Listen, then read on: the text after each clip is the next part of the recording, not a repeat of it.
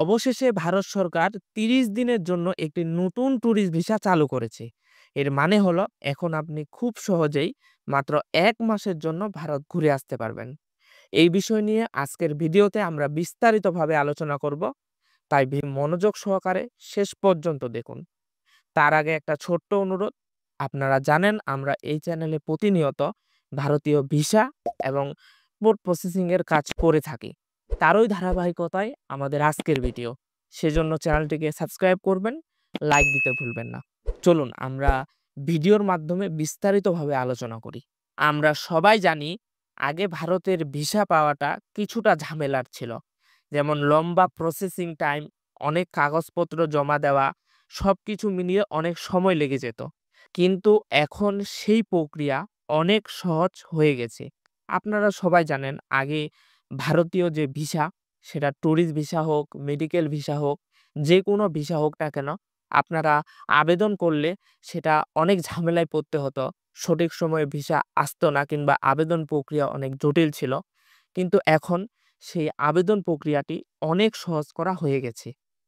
চলুন জেনে নিই এই নতুন ভিসার জন্য আপনার কি কি কাগজপত্র প্রয়োজন হবে এবং আপনি এই ভিসার মাধ্যমে কি কি সুবিধাগুলো পাবেন। প্রথমে আমরা এই ভিসার কি কি সুবিধাগুলো আপনি পাবেন তা আলোচনা করি। এই ৩০ দিনের ভিসার সবচেয়ে বড় সুবিধা হলো এটি আপনাকে একটি নির্দিষ্ট সময়ের মধ্যে ভারতে ভ্রমণের সুযোগ দেবে। অর্থাৎ যারা কম সময়ে ভারতে ঘুরে আসতে চান, যেমন আপনার অফিস ছুটি হলো, অফিস ছুটির ফাঁকে আপনি ভারতে যাওয়ার প্ল্যান করছেন, তাদের জন্য এই ভিসা একদম পারফেক্ট। এই ভিসার ফলে আপনি ৩০ দিনের মধ্যে ভারতের বিভিন্ন রাজ্য ঘুরে দেখতে পারবেন বৈধভাবে।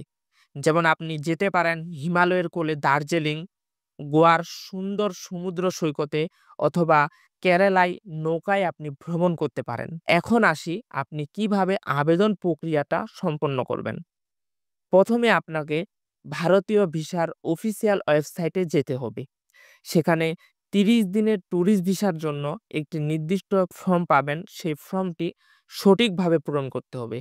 আপনার প্রয়োজনীয় ডকুমেন্ট যেমন আপনার পাসপোর্ট, আপনার ছবি এবং অন্যান্য তথ্য আপনাকে সেখানে আপলোড করতে হবে। আপনার ভিসা ফি সেটা সেখানে ৳১৫০০ পেমেন্ট করতে হবে। সবকিছু ঠিকঠাক থাকলে আপনি দ্রুত আপনার কাঙ্ক্ষিত ভিসা পেয়ে যাবেন। আবেদন প্রক্রিয়া সম্পর্কে বিস্তারিত জানতে আমি ডেসক্রিপশনে অফিসিয়াল ওয়েবসাইটের লিংক দিয়ে দেব। সেখান থেকে আপনারা সব তথ্য পেয়ে যাবেন। তো আপনি যখন আবেদন করবেন, এই আবেদন করার সময় আপনাকে কিছু গুরুত্বপূর্ণ বিষয় খেয়াল রাখতে হবে। সেই বিষয়গুলো হলো, ভিসার জন্য আবেদন করার আগে আপনার পাসপোর্টের মেয়াদ অবশ্যই যাচাই করে নিন। এটা আপনার ৮ মাস আছে কিনা।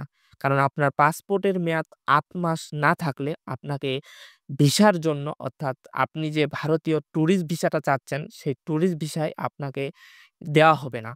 ভিসার আবেদন করার সময় সব তথ্য সঠিকভাবে পূরণ করুন, যাতে কোনো ভুল না হয়।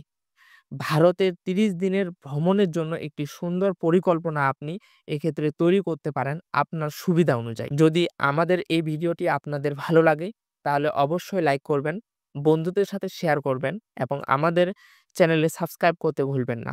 দেখা হচ্ছে এমন গুরুত্বপূর্ণ পরের ভিডিওতে। সে পর্যন্ত ভালো থাকুন, সুস্থ থাকুন।